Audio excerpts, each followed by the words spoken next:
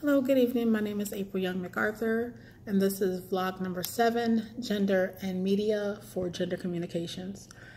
The assignment today was to think of a TV show that challenged traditional gender roles. For this, I decided to choose the TV show Murphy Brown. It was a show that I watched a lot as a child.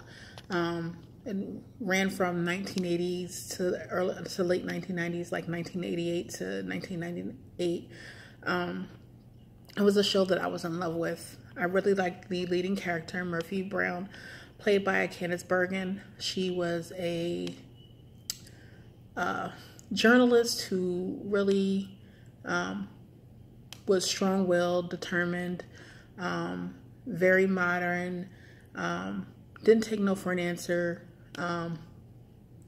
was one of the older female anchors, and some of her peers, one was an ex-beauty queen, another one, her boss was fresh out of Ivy League and became like a manager of the news station.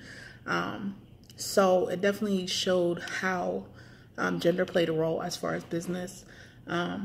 But then one of the things that I didn't realize until I was older was how she, during the show in the 80s and 90s, decided to go and have a child and raise it on her own.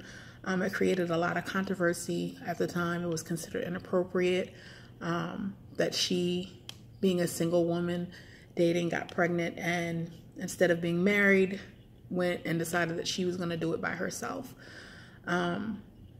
Also, one of the characters in the show, Murphy just had a lot of issues keeping secretaries and nannies, to the point where it was kind of a going joke in the show where they didn't have names, they had numbers. So one of the things that I also think challenged traditional gender roles was the person that ended up being her nanny during the show, that she ended up keeping, was a man, one of her close friends. He ended up being the person who ended up being the caretaker for her son. I think now in modern television, these things aren't too far-fetched. We see more stay-at-home dads and women taking the lead. But during the 80s and 90s, this was just unheard of.